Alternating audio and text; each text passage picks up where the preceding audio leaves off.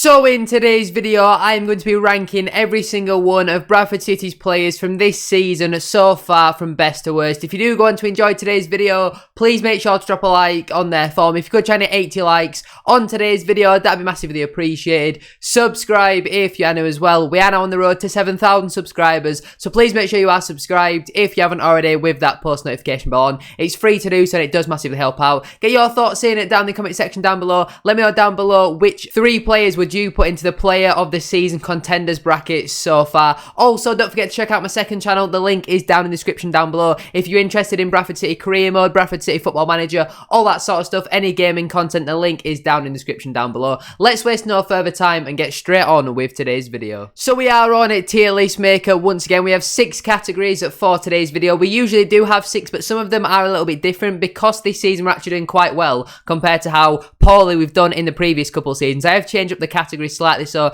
in the outstanding category will be players who have probably been in contention potentially for the player of the season so far. The good category is someone who's probably maybe started out the season well but faded, recently, or started out the season pretty poorly but has grown into it as time has gone on. Mate is kind of a player who's maybe not played all too much when they have played. They've done alright but nothing really too impressive. Underwhelming is maybe they came in the summer, or there was a bit of expectation of them to do very well in the summer and it's not really worked out for them so far this season. Then the bottom category is poor. Usually I wouldn't have an underwhelming category. Poor would be the 4th category. Then we'd have maybe a stinker or a shocker, but because we're doing so well this season, I can't really think of anyone who's been a real stinker this season. Then obviously at the bottom we've got someone who's hardly played because we've had some players who haven't even featured at all so far this season. Somebody like a Colin Doyle will go in that category. Signed in the summer as a player coach, but he's not featured for a single minute so far this season, so I'm going to have to put Colin Doyle into that hardly played category. I think everyone else though is in alphabetical order, so we'll go first up with Aboisa.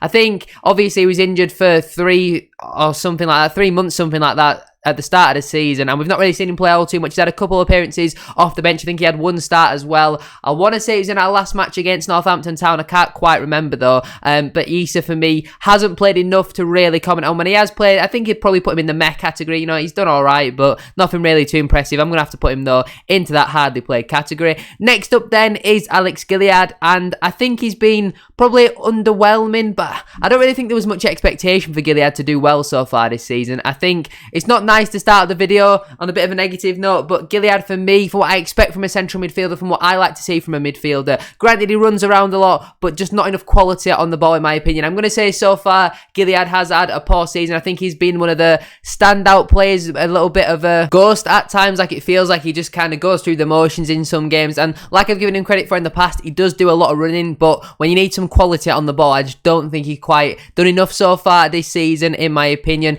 Next up then is Andy Cook. From one extreme to the other, this man has arguably been player of the season so far. 16 goals in all competitions, 13 in the league, the other 3 against championship clubs in the Carabao Cup. He started out the season as a bench player and was struggling to get into the side over Vidal Oliver. He scored goals though, pretty much made himself undroppable, and for me personally he has to be in that outstanding category. Next up then is Brad Halliday. I'm going to put him into that good category. Started out the season a little bit shaky, but as more time's gone on, you've seen him maybe develop more as a character and look so much better as a player. Obviously he missed all of last season through injury, so maybe that's why he started out the season a little bit shaky, just getting back into the swing of things and all that sort of stuff. But over these last couple of matches, I think he has been really, really impressive. So for me personally, he's going to go into that good category. Next up then is Dion Pereira, and I think he has been poor this season, but there was so much expectation on his shoulders. I'm going to have to put him into that underwhelming category. Last season, he was unbelievable for us. He didn't really get too many goals and assists though last season. He was more of a joy to watch type player rather than he's going to get you goal contributions, which is more what the other winger was in Charles Burnham. He was going to get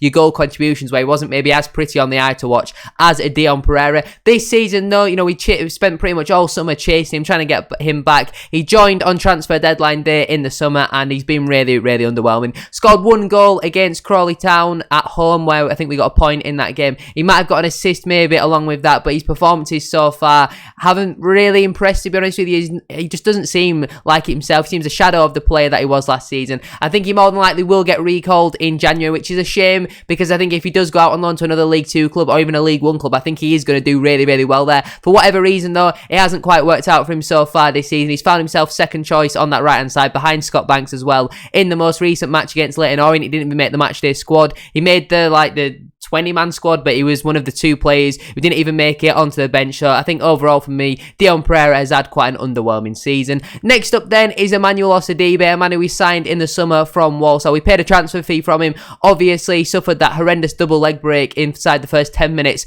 on the opening day of the season. We haven't seen him since. Hopefully, he should be back though around January, February time, something like that. So I'm going to obviously have to put him into that hardly played category. Next up then is Harry Chapman, a man who came in the summer. We all expected him to be the replacement for Charles Burnham. It hasn't really worked out for him so far. Obviously, Jamie Walker has spent the majority of the season injured, which has mean Chapman has had to play out of position. He is more of a winger, and I think when he did play on the wing in pre-season, he looked really, really impressive, but hasn't really worked out for him so far this season. I think for the expectation was put on his shoulders at the start of the season, I think he has been pretty underwhelming, but I think there has been some games though where Chapman has played really well and has been a little bit unlucky not to have got a goal contribution or 2. I'm going to put him in the meh category. I think there has been some games where he has done really well, but there has also been some other games where he's been really frustrating. Really, he's lacking end product as well at this moment in time, so hopefully when Walker's fully fit, he's back playing out on the wing, whether it's on the right or the left. If he's going to get in over right or Banks, I think that'll be certainly a headache for Mark Hughes at this moment in time. I think we need to see some goal contributions when he is playing out on the wing. I think he played out on the wing though when he scored that goal against Newport County. That's his only goal of the season. I don't really know how many assists that he's got, but I can't see it being more than a couple. Overall though, for me, I'm going to have to put Harry Chapman into the meh category.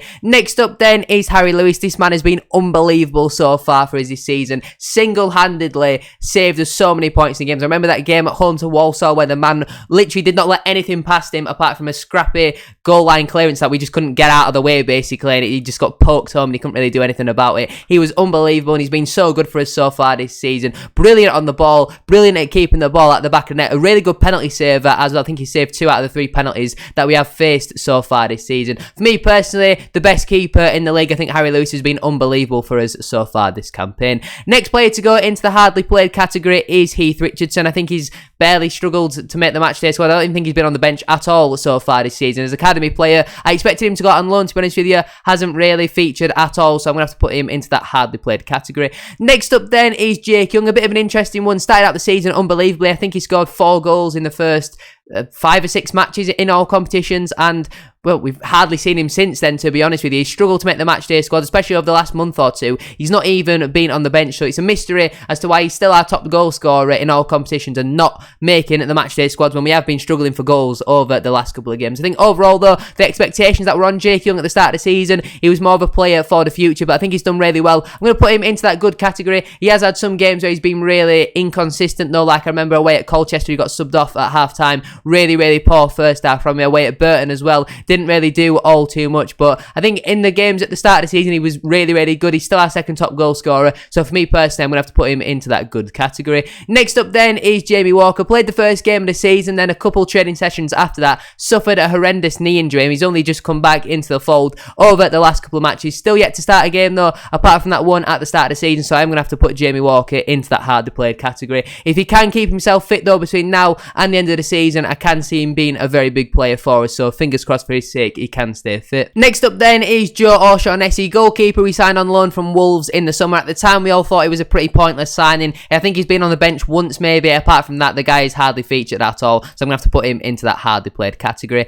Next up then is Cian Harrett, a man who we signed on loan from Huddersfield Town in the summer. Was sent back to Huddersfield Town I think about a month or 2 ago now, and I mean in his time with the club I think he did really well in that game away at Hartlepool, scored as well in that one at home to Sheffield Wednesday in the Papa John's Trophy. Overall though, it was a pretty poor time. Cian Harrett's loan spell with Bradford City didn't really work out whatsoever. I think when he did play, there were some games they didn't really look interested. I remember that one where we played at home to Leicester City in the Papa John's Trophy. He dropped an absolute stinker in that game. Missed his penalty as well, dragged it well wide. And overall, it was a loan spell that simply didn't work out, obviously. There was reasons off the pitch why his loan with Bradford City was cancelled. And it didn't really matter all too much because he was struggling to make the matchday squads at time, which at the time seemed a little bit strange, to be honest with you. I think it was a little bit harsh on some games where he wasn't even involved in the squad, because I think there is a player in there, but with the system that Mark Hughes likes to play, one up front, he's not really a one up front type striker, and Hughes was playing him out on the right wing, on the left wing, and that's not really where Cian Harrett wanted to play. I think it was a bit of a mismatch sort of signing. So for me personally, sometimes maybe it's not the player's fault, but I think overall it was just a poor loan move, to be honest with you. Next up then is Lee Angle. It's a bit of an interesting one for me, Lee Angle. He's played 20 times now for us this season and failed to score a goal. He is traditionally a striker, but this season he started out as a left winger. Looked really poor though as a left winger, and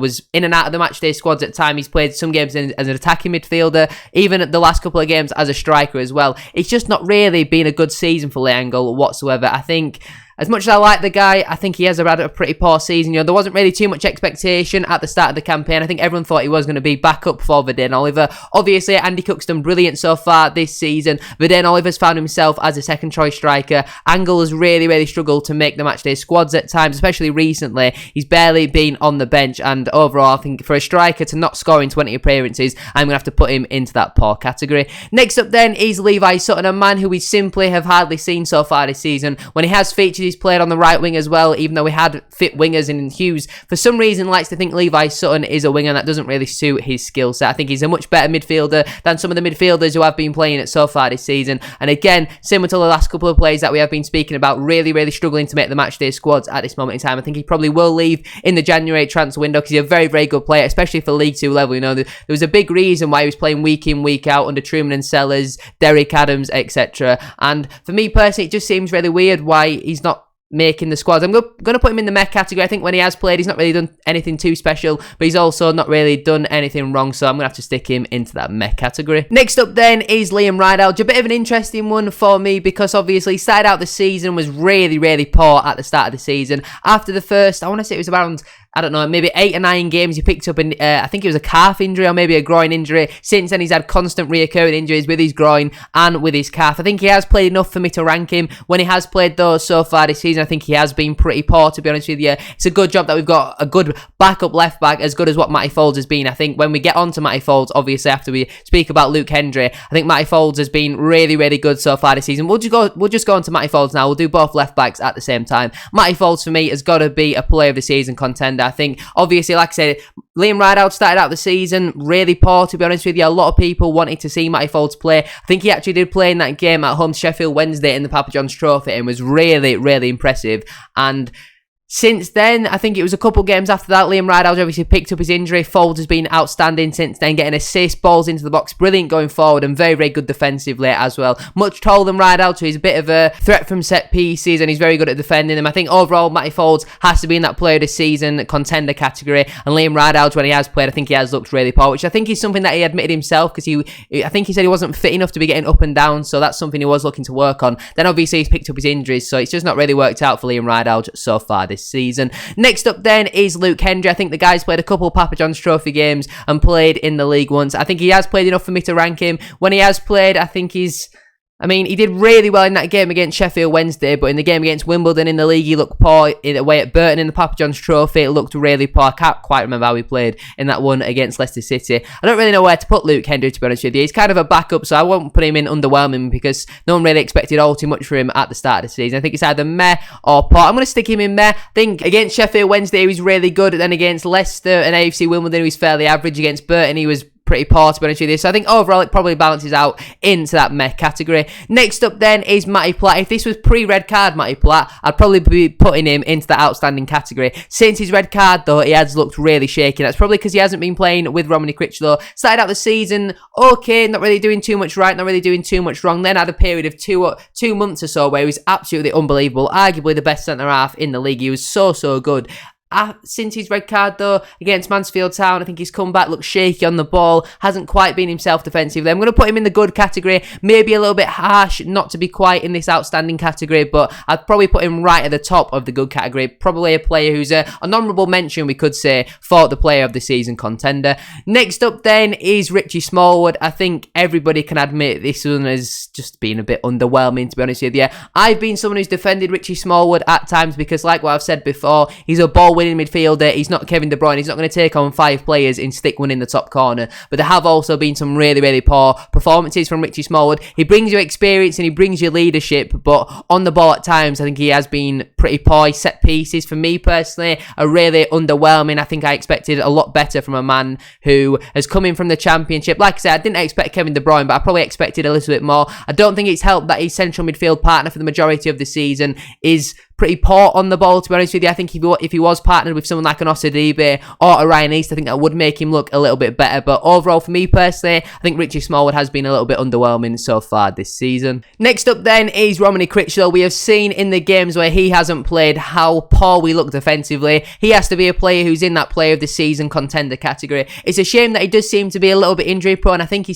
keeps having this reoccurring calf problem where he's out for 2 or 3 weeks. A bit similar to Tyreek Wright at this moment in time, but when Critchlow has played, I think he's been outstanding. Brilliant defensively, so composed on the ball, fantastic at playing out from the back, and a brilliant defender as well. So for me personally, I think he more than deserves to be in that player of the season contender category. Next up then is Ryan East. I think a man who's hardly played so far this season. I think he played the first couple of games though when Gilead had that injury at the start of the season. Played away at Salford as well when Gilead was away with the birth of his child, and Ryan East looked really good in that game. Since then though, we have hardly seen Ryan East feature. When he has played though, for me personally, I think he has looked fairly decent, so I am going to chuck him into that good category. If you disagree with any of these, let me know which ones you disagree with and why down in the comment section down below. 5 to go then. Next up is Scott Banks. I'm going to chuck him in the good category. He has been fairly consistent with his performances, so I'd like to hear a little bit more though from Scott Banks in terms of goal contributions. There has been some chances where he has missed. I think he scored 3 goals, got a couple of assists in there as well. Looks decent from free kicks, and I'd like to see him take the set pieces a lot more often because I think his corners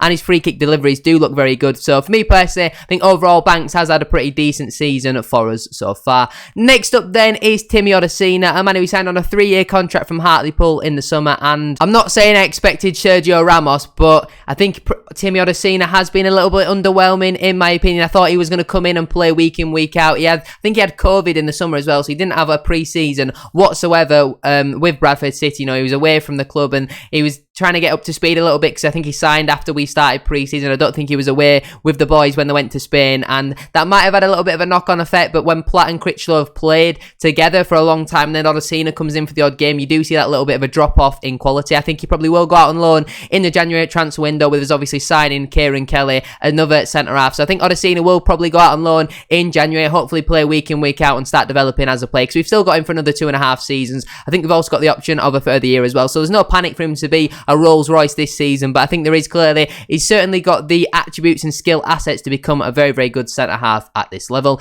Next up then is Tyreek Wright, very similar to Scott Banks in my opinion. I think I'm going to put him into that good category as well. Scored a couple of goals, got a couple of assists as well. Out of Banks and Wright, let me know down in the comment section down below, who do you think has had the better season for us so far? Obviously, Banks signed a couple of weeks before Tyreek Wright. We actually signed him on deadline day, and he went a little bit under the radar because it was only a couple hours later we announced the signing of Dion Pereira, and I think Tyreek Wright has certainly shone through this season. I think he has had a really good breakthrough season. Obviously, he has had a couple poor loan spells with Colchester and Salford, so it is great to see him finally playing football week in, week out, and, you know, doing the business at this level as well. But I don't think he's quite been consistent enough with his injuries and all that sort of stuff to quite be in that player of the season contender category. 2 players to go then. Next up is Vadaine Oliver, and I'm going to put him in the meh category. I don't think he has been underwhelming. There has been some games where I think he doesn't really look too interested, but he's a striker who doesn't really suit our style of play. You know, you need a striker who's good on the ball. Andy Cook's not the greatest on the ball, but the man's scoring goals. I don't think Vadaine Oliver, though, has he really missed many chances. You know, the guy's hardly played. He's come on off the bench for 10-15 minutes, hasn't really had a sniff, and I think he has been a little bit harshly done by, but it's understandable because you're not going to play 2 up front when the system seems to be working for the majority of the season. Andy Cook is scoring goals for fun, so he has struggled to get into the side. Obviously, scored a last-minute equaliser against AFC Wimbledon, and he also scored in Papa John's Trophy against Leicester City. When he has played, I think he's done alright, nothing too special, nothing too bad though. I think overall for me, he's just kind of been a bit meh, to be honest with you. Maybe slightly underwhelming, but I'm going to chuck him in the meh category. And the final player on this list then is Jan Songo. Mr. Consistent, I'm just going to chuck him into the good category. I think whenever he has been called upon, I think he's done it fairly decent, coming on off the bench for the last 10-15 minutes or so, just to see the games out when we have been winning. He's had a couple starts, and he's done okay. He's not really a Mark Hughes type of player. You know, he's not great on the ball, but he gives you 110%. He would literally give a lung to keep a clean sheet, you know. So I think overall, when Songo has played, I think he has been fairly decent for us so far this season. There you have it then. That is my ranking. I think I want to say all 28 of Bradford City's first team players who are currently at the club and not out on loan. In the hardly played category, we've got Colin Doyle, Abo Issa, Emmanuel Osadibe, Heath Richardson, Jamie Walker and Joe O'Shaughnessy. In the poor category, we've got Alex Gilead, Cian Harrott, Lee Angle and Liam Ryder. Videlge. In the underwhelming category, we've got Dion Pereira, Richie Smallwood, and Timmy Odesina. In the meh category, we've got Harry Chapman, Levi Sutton, Verdane Oliver, and Luke Hendry. In the good category, we've got Matty Platt, Brad Halliday, Jake Young, Ryan East, Scott Banks, Tyreek Wright, and Jan Songo. Then in the outstanding category, the players who I personally think will be in player of the season contenders, we've got Andy Cook, Harry Lewis, Matty Folt, and Romney Critchlow. But that is where I'm going to leave it for today's video. If you have enjoyed, please make sure to drop a like on there for me. If you could try and hit 80 likes, as I said at the start of today's video, that'd be absolutely class. Subscribe if you are new as well. We are now on the road to 7,000 subscribers, so please make sure you are subscribed if you haven't already, with that post notification bell on. It's free to do so and it does massively help out. Get your thoughts down in the comment section down below. Which players do you agree with? Which players do you disagree with? And let me know your play of the season down below. Thank you very much for watching today's video. Shout out to our current tier 3 channel member B Davies 211. I am going to put all tier 3 videos available to tier 1 channel members very soon over the Christmas period and even New Year as well. So if you're interested in that, feel free to press the join button next to the subscribe button. Prices start from as little as 79p. Thank you for watching though. Have a great rest of your day and I shall see you all very soon for another one. Peace.